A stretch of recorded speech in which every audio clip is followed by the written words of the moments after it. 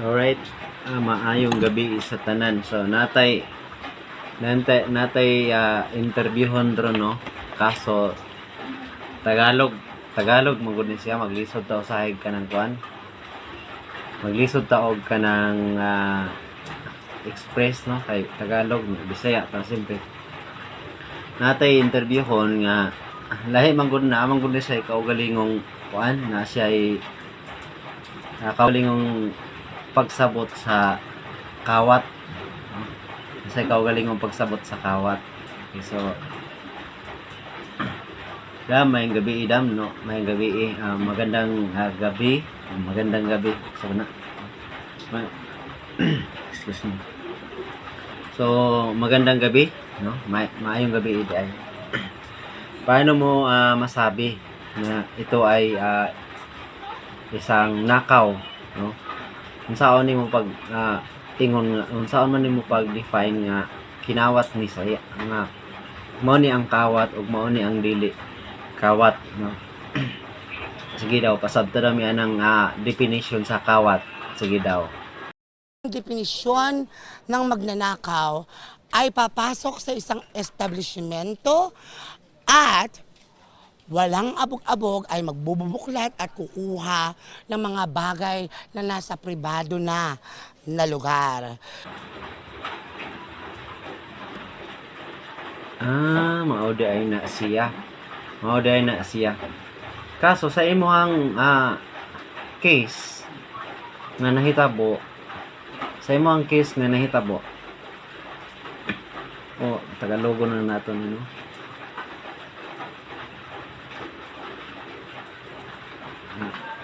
Sa iyong kaso, ano talaga ang nangyari sa iyo? Bakit i-explain sa mo kung unsay nahitabo sa imo ha? Sige daw.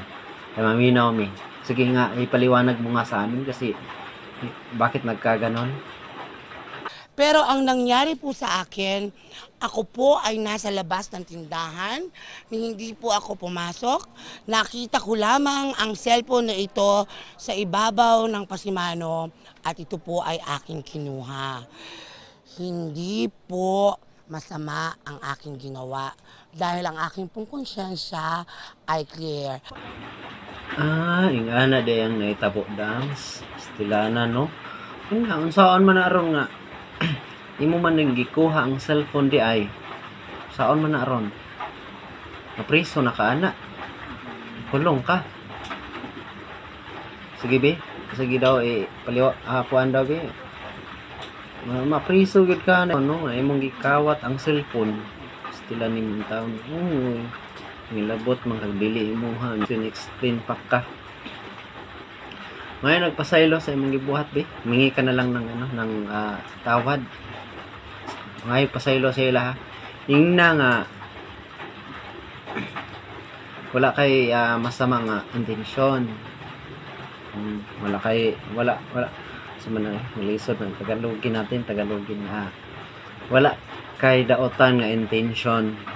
Okay. Kahit papaano malinis ang imong limpyo imong konsensya ba. Pasabot na sa ila ha. Sige na. Ipasabot sa ila ha. Hinlo imong konsensya, wala kay daotan nga intention. Sige para makasabot po sila. Unya ayaw na pud to otro ha, ayaw na balik ka ha kay mapulong gyud ka, nag-ahak gyud, nangawat ka. Sige maura to. Puso po ako na humihingi ng inyong tawad.